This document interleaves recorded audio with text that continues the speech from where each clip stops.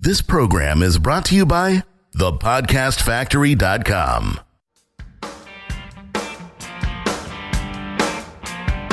Hi, my name is Igor Kheifets, and this is The List Building Lifestyle, the only podcast which delivers cutting-edge conversion strategies from the online trenches straight to your earbuds. Download the transcript of today's episode and all future episodes at listbuildinglifestyleshow.com. I also invite you to grab a free copy of the Wealthy List Builder Survival Guide at listbuildinglifestyleshow.com/survival.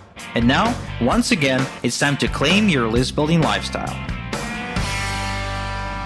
You are listening to another episode of List Building Lifestyle. Well, I don't know if it's another. If it's your first time here, it's not another one, but there's plenty behind it. Igor, how the heck did you get to 152 episodes? Not without your help, my friend, but I'm guessing one episode at a time.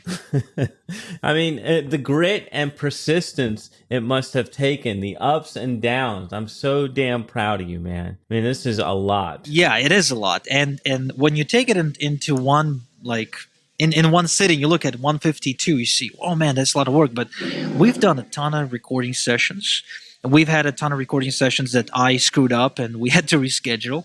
We've done a lot of work together, and it's been, by the way, well over a year. I think it's been a year and 3 months since we started working together. Yeah, it has been over a year. So I am happy to be on this journey with you. Now, what's important here is not our banter, but what you have in store for the list builders. So where are we at today, Igor? Well, and I want to share another personal story that I feel will be relevant to many people listening. How personal? And specific. You really get worried. Like, I'm gonna get into it. This is gonna get uncomfortable for both of us, my friend. Make it awkward, Igor. Do it. So I want to take you back to the time when I was about 8 months or so into my journey online, and this is where I tried to fake it till I make it. I tried to do social media marketing. I've created a bunch of fake MySpace profiles for a couple of months. Now I think at this point in my journey, if I'm correct, at this point in my journey, I'm just getting into blogging. I'm deciding that, you know what, I need to start a blog, and I need to blog every day, post high quality content on my blog, and this will get attention. This will build me up as a credible authority, and by doing so, I will generate an audience and make money. Of course, now you know I was wrong, but at the time, I didn't know that. So I'm just getting into all that stuff.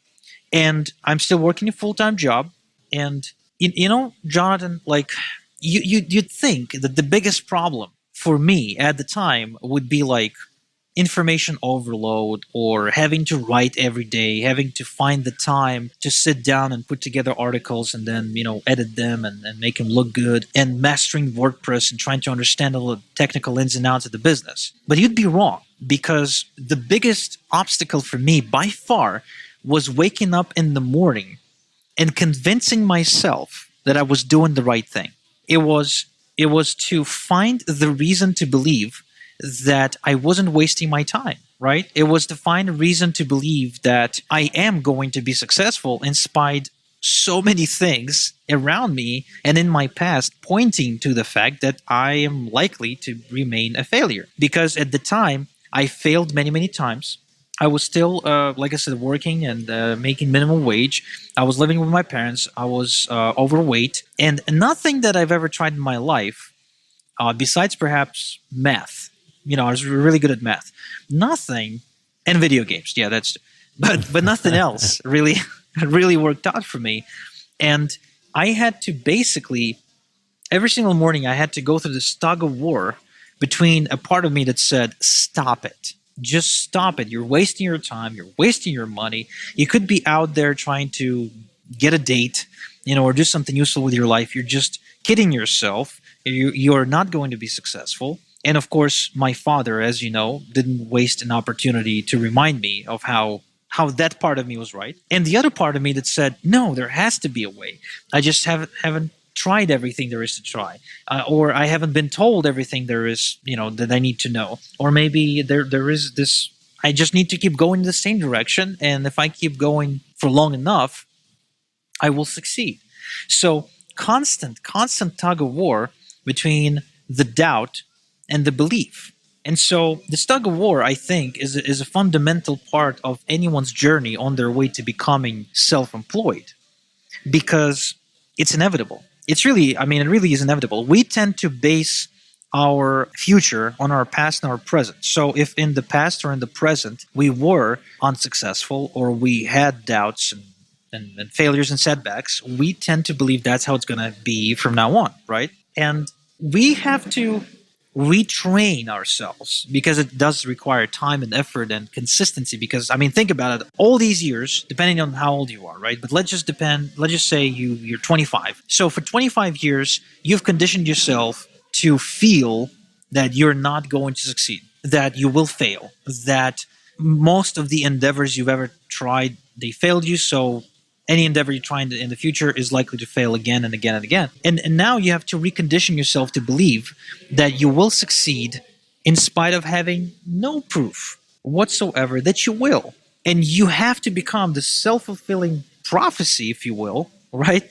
And prove to yourself and everybody else around you that in spite of not having any proof or reason to succeed, you will. Now imagine, Jonathan, how difficult that is for somebody with no business experience and no grit, if you will, somebody who hasn't developed that skill set yet. Where do you find that, though, Igor? Because if you grow up with the certain influences like many of us have grown up with, where money is a problem and there's a limit to how much you grow and it's more secure to work for someone else, where do you find that influence to break free of that? Well, I think the way it starts out is you see somebody who broke out.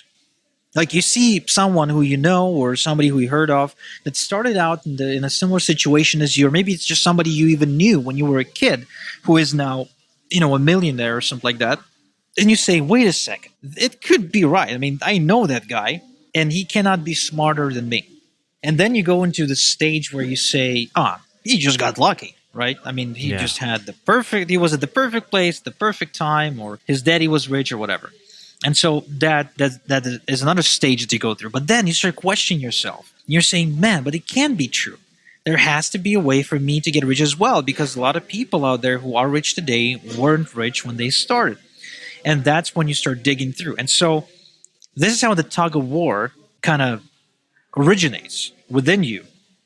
And honestly, I have no idea why it won't die after a certain amount of failures. Like, I have no idea why a client of mine would be trying to make money from home using business opportunities for 10 years, failing, constantly, not succeeding anywhere, and still trying. Like, there's just something about it, right? There's something noble, I guess, about going against all odds, even if there's only just one tiny shot of success. I don't know. Is that something that would cause you not to take on a client, or how would you view that? Because I kind of see that relentlessness as a good thing, but then I worry, like 10 years and you haven't gotten results. I don't know about that can help you. So how do you tackle that in your business? Well, see, I see a fundamental difference between relentlessness and stubbornness. Stubbornness, in my opinion, is when somebody insists on doing things a certain way without changing anything about themselves or the way they're doing those things, and he keeps getting the same result, and he refuses to change, right? So I call it stubbornness. Einstein said it's the definition of insanity. Now, relentlessness is when you try something, it doesn't work, and then you try a different way of doing that something. And then you try another, and then you try another, and then you try another. And eventually, by trying out everything, right, you end up hitting the sweet spot and succeeding. So relentlessness and stubbornness is two different things, but often, and this is where, I agree with you, right? Like, it is confusing to me as well.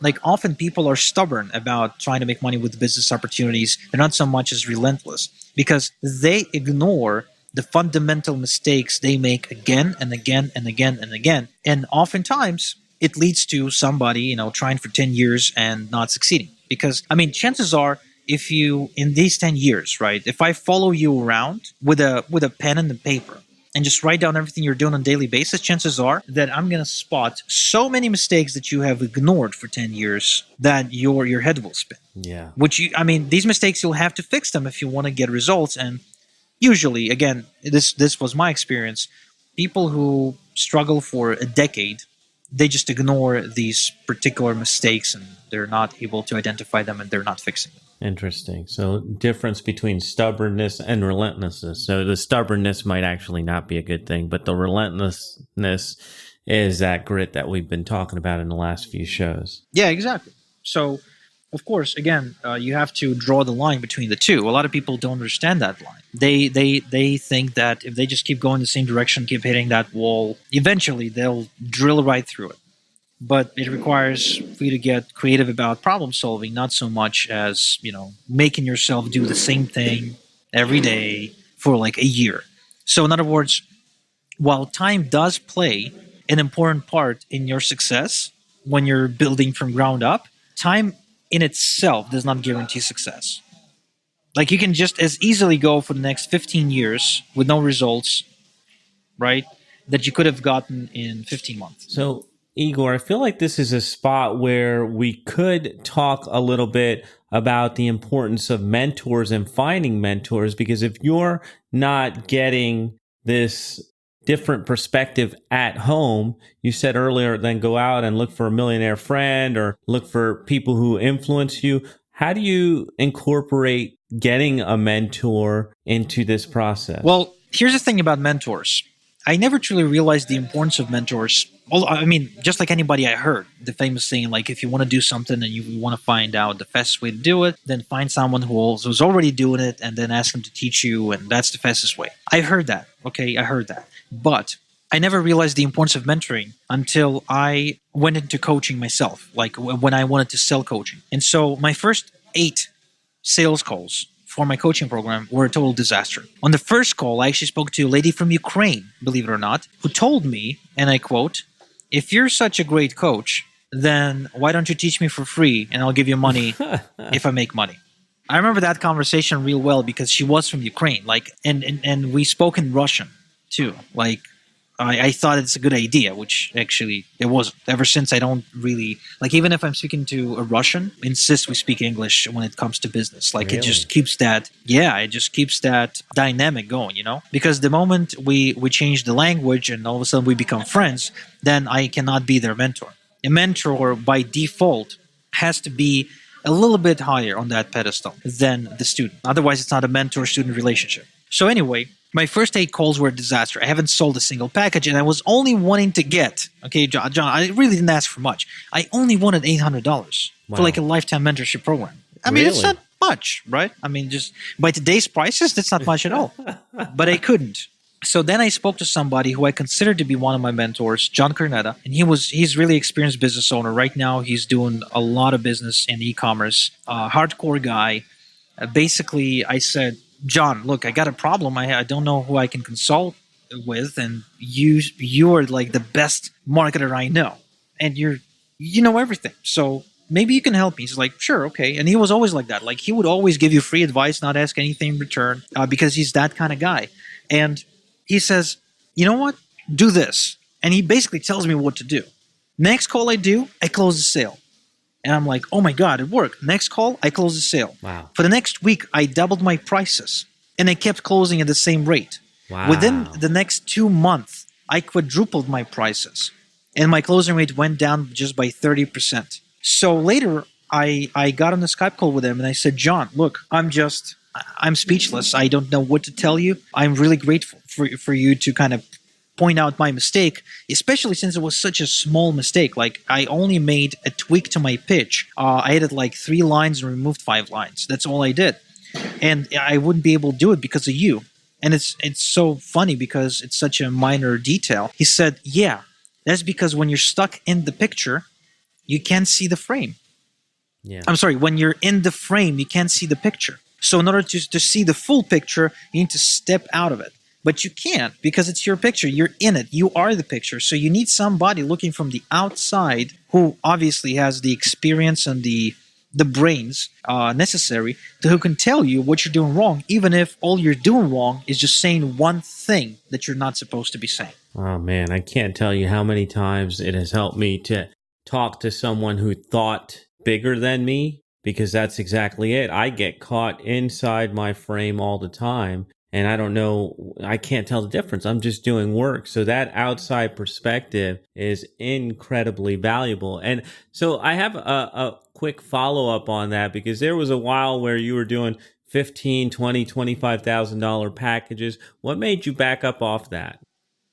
Honestly, my family. You see, when I took on the coaching project, I really wanted to become great, like just like in anything that I do, and I couldn't do a half-assed job of it. But the coaching program became so demanding that in between that and my traffic agency, I had no time left for my family. Now, it may be because I wasn't really smart with my time, but what happened in the real life is I completely neglected my family. Ouch. So that led to an almost divorce. Although the word divorce was never spoken, but it was, you could read that between the lines. And I stepped down from the coaching scene, even though I gave up a really lucrative income. Really lucrative income. In fact, I think I made 1.3 million with coaching in the first 12 months of doing it. Wow. So it was really good income, but I stepped down from it because my family was important. And honestly, Jonathan, I felt like a hypocrite, because I've always told my wife that I'm building this business up to have a lifestyle, that I've built this business up to be there with to be there for my kids, to be there for my family, to be a good family man. So me wanting to become a good family man was always the purpose behind becoming a good businessman. So that the coaching got in the way of that.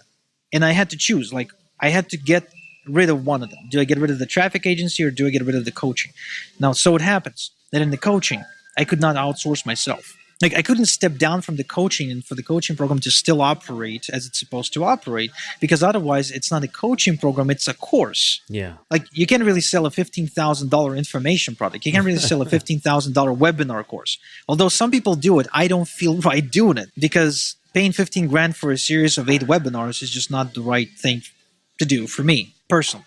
Although the information may be valuable, but still, if I'm paying 15 grand, I expect to have direct access to that brain that I want to, consult at any given point of night and day.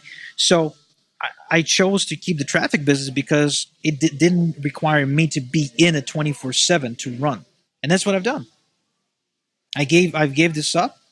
I stepped down, and instead I started working on creating more systems within the business to create the growth I needed without investing more hours into it. So here's something that I'm going to shine a light on for the listeners, and even for you, Igor. You chose your family over that really lucrative income. And so every time that I seem to be asking you personal questions, I seem to be going too far, it's to shine a light on family value that you have. And that's the reason why you and I are friends.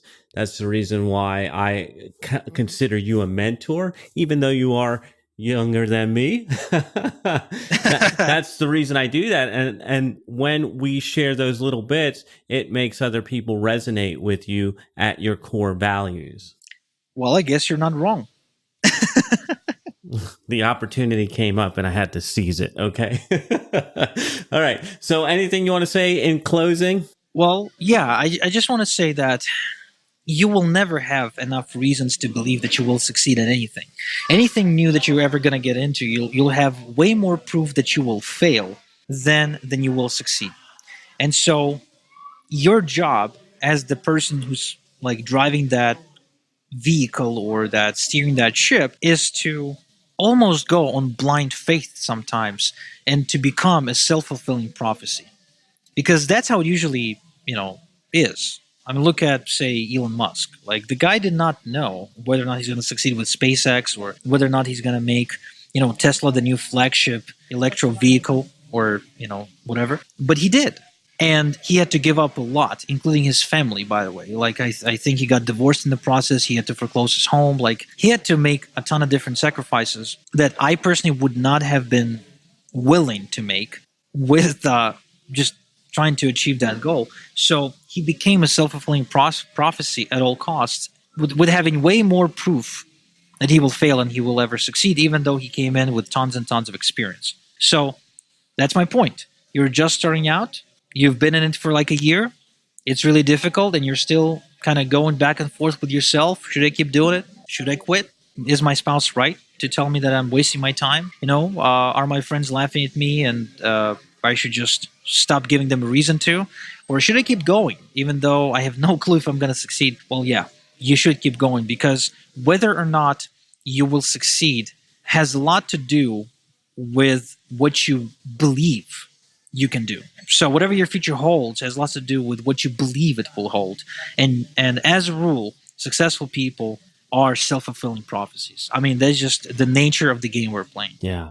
It reminds me how sometimes you're motivated by either the carrot or the stick. And that whole stick thing is, I'm going to prove these people wrong. You wait and see. So I live that way. I know you live that way. And I know our list builders, if they're not already living that way, they want to. So thank you for sharing that with us, Igor. Thank you, list builders, for tuning in. And we will be back in your earbuds next time. Thank you for listening to The List Building Lifestyle. Make sure to subscribe on iTunes or Google Play to never miss an episode. Because who knows, just one conversion tactic we share on the show might double your list and double your business. Download the transcript of today's episode and all future episodes at listbuildinglifestyleshow.com. And don't forget to claim your complimentary copy of the Wealthy List Builder Survival Guide at listbuildinglifestyleshow.com/survival. This is Igor Kheifets, and until next time we talk, have a good one.